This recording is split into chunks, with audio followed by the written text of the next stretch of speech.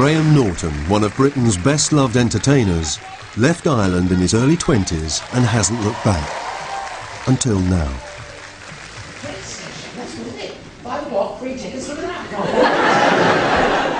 I'm very surprised that I'm now as drawn to Ireland as I am. You know, I never thought I would be. We were a very small family unit, which is unusual in Ireland, particularly Southern Ireland. Then on top of that, we were Protestant. And there's an odd thing in Southern Ireland where, you know, as far as I know, we're Irish. As far as we know that we go back, it's Irish, Irish, Irish, Irish, Irish. And yet you're made to feel like you're not Irish. Like you weren't properly Irish, you weren't Catholic. And you felt slightly foreign in your own homeland. I was very boring. No, you were excellent. I think that this experience and what I learn might alter my relationship to Ireland, because it just always made me feel slightly, I don't know, just not quite good enough. Not quite up to scratch when it came to being Irish.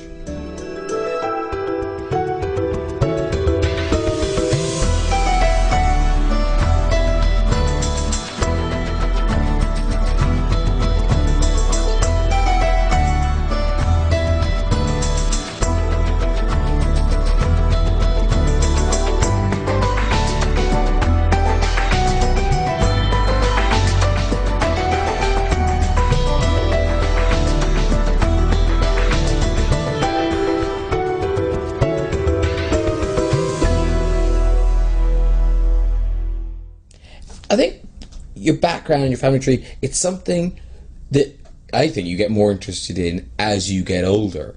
You know, as you become like your parents, really.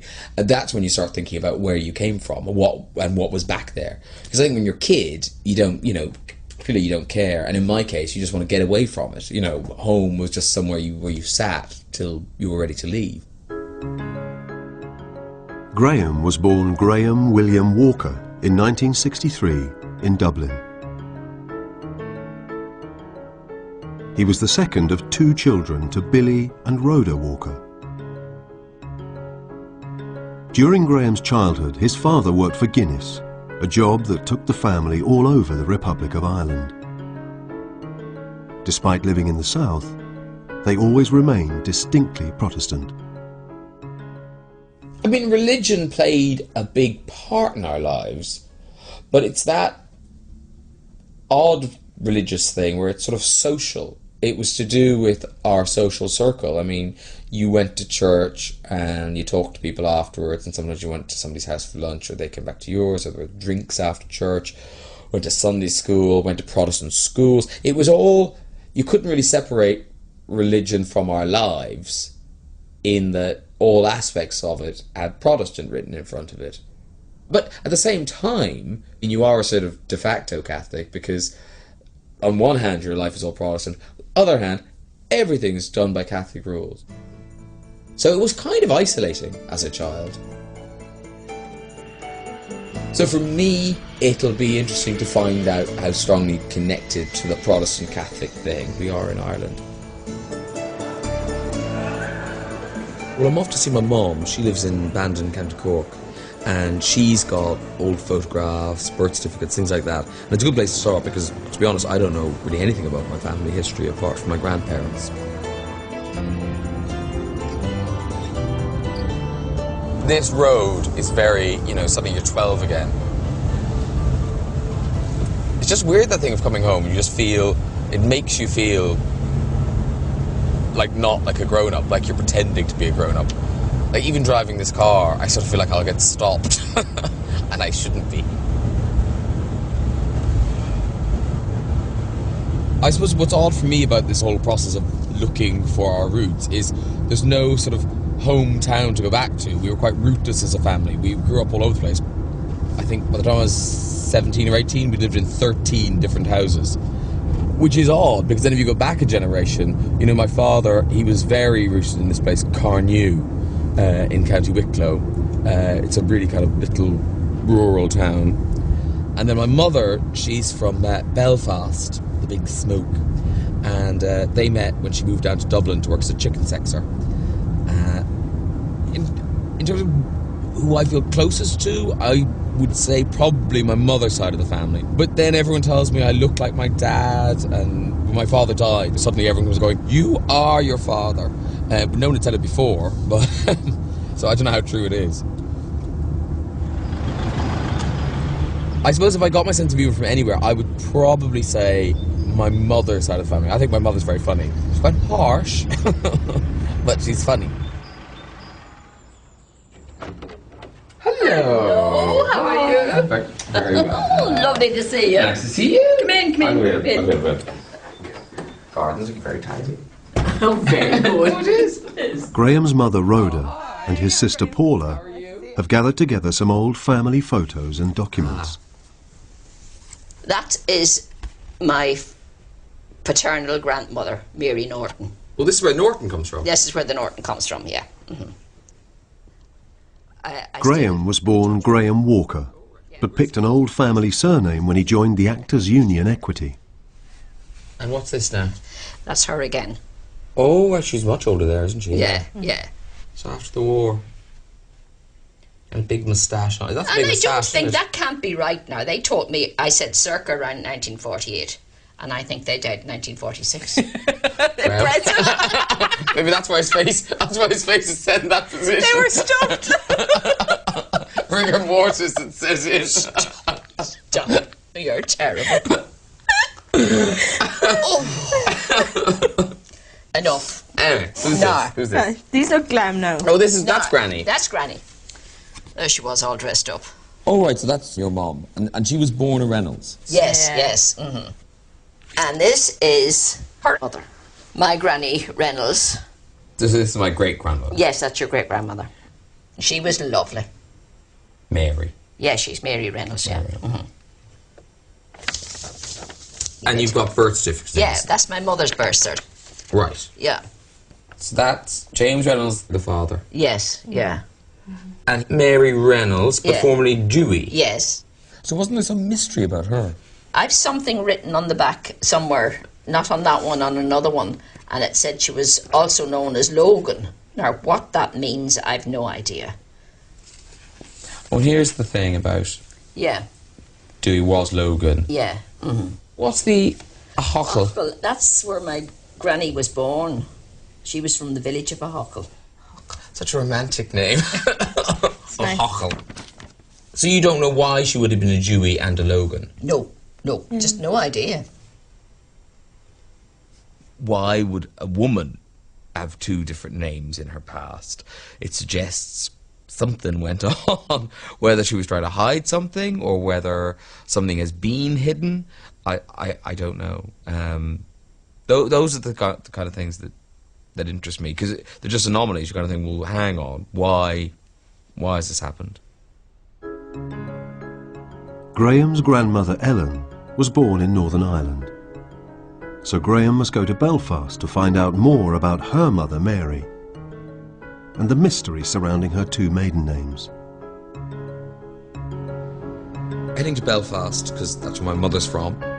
She used to bring us up here quite a lot when we were little kids to visit my granny and granddad. I loved going to Belfast because I loved my grandparents and stuff, but it was so scary. My grandmother and grandfather lived in one of those classic red brick roads that you always see when anything about the Troubles. That's where they were. It's great to be back in Belfast because I do have happy memories. Being right here is sort of scary because this is the entrance to Sandy Row, and this was an absolute no-go area. Like where my grandmother lived and grandmother lived, when we came to visit, we couldn't park the car there because we had a southern registration. So we had to go to a Catholic area, park the car, and even I remember once myself and my father got lost in here, and we were walking around, and I'd be gabbling on, and my father was like, "Shut up, shut up," because if anyone heard our voices, we spoke with a southern accent, it would have been trouble. And it's so weird to look at these now, because now they're like folk art now, and yet they were so threatening and intimidating back in the 70s. It is neatly done, though, I'll give them that. For terrorists, they liked a straight line. Not all about the anarchy.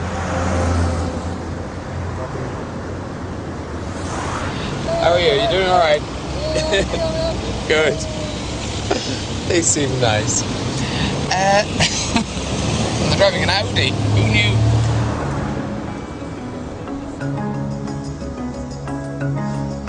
Graham's come to the Belfast General Registry Office to search for more information about his great-grandmother, Mary Dewey. Well, I've got my grandmother's birth certificate, so I'm just going to see if I can find any record of her parents and when they got married. So, find groom's surname, Reynolds, James. No, she was Dewey, D-O-O-E-Y. D-O-O-E-Y. I'll just do that. No records found. Do you want to find again? Yes. My gut reaction is to change the Dewey to Logan. Because on the back here it has the, you know, Mary Dewey and in brackets Logan. So maybe there's some confusion over her name.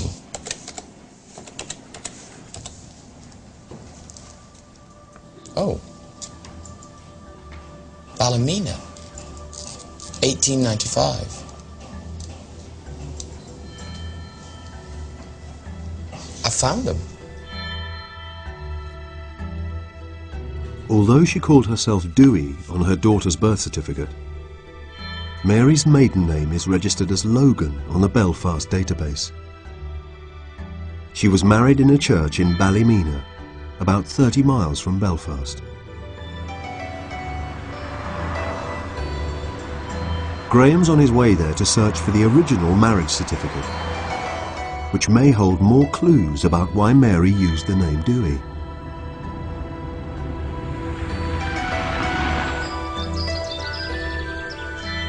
Genealogist Nicola Morris is going to help Graham interpret the parish documents.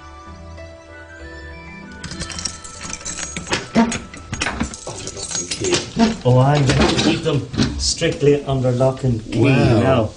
There's a fair few here. There are only some of our records, I have to say. Now, there's the baptisms and marriages.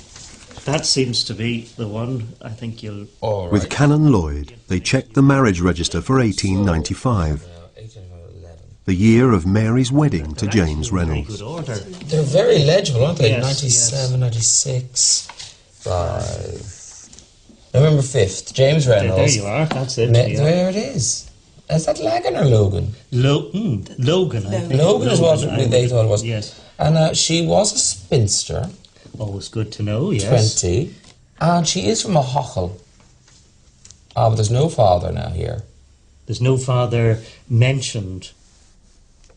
The marriage certificate confirms Mary's maiden name as Logan, but her father's name is not listed.